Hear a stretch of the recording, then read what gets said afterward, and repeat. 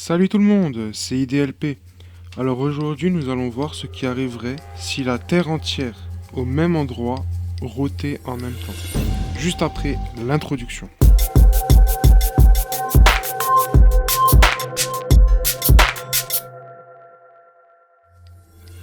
En sachant qu'en moyenne, une personne faisant un RAW émet un son de 85 décibels. Nous sommes 7,6 milliards de personnes sur Terre, donc je vous passe les calculs, ça nous revient à environ 195 décibels, si toute la population de la Terre rotait en même temps.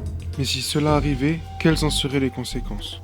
Sur un rayon de 5 mètres, le bruit serait tellement fort qu'il créerait une onde de choc qui détruirait tout sur son passage. Les murs, les routes, les arbres, tout. Elle détruirait tout. Sur le corps, cela créerait des hémorragies internes et des organes exploseraient en 1000 morceaux. Il y aurait du sang partout, ce serait un carnage. Si nous passons à 200 mètres, avec l'atténuation, nous arriverons à environ 160 décibels. Nous aurons toujours une perte de l'audition définitive, on deviendra sourd, des douleurs très intenses au niveau de la tête, des saignements au niveau de tous les orifices, nez, bouche, oreille, et des évanouissements dus à la douleur et au saignement. Si nous passons maintenant sur 2 km, avec l'atténuation, nous arriverons à environ 140 décibels. Nous arrivons donc vers une perte de l'audition, un léger étourdissement et des sifflements dans les oreilles. 140 décibels, ça représenterait environ un décollage d'avion à 2 mètres de vous.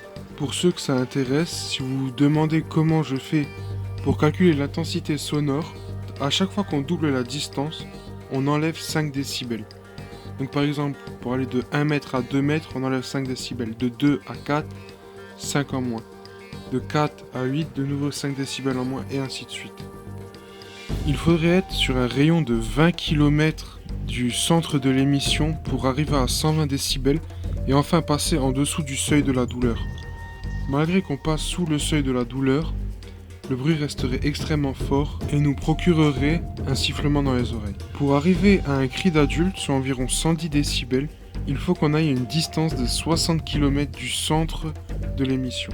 Et enfin, pour conclure, il faut aller à 1920 km, soit quasiment 2 fois la France, pour ne percevoir le bruit que de un seul RAW, soit 85 décibels. Alors bien évidemment, toutes ces distances ne prennent pas en compte le fait que la Terre soit ronde, le fait que des obstacles tels que des arbres, des murs, peuvent atténuer le niveau sonore. Enfin, dernier point, nous savons que le RAW est composé principalement d'air, donc il n'est en aucun cas toxique comme le pourrait l'être le P, qui lui serait plus dangereux niveau toxicité que niveau sonore. Et voilà, c'est sur ce que s'achève la première vidéo. J'espère qu'elle vous aura plu. A très vite pour une prochaine vidéo. N'hésitez pas à me dire en commentaire quel thème vous souhaiterez que j'aborde. Bisous la famille.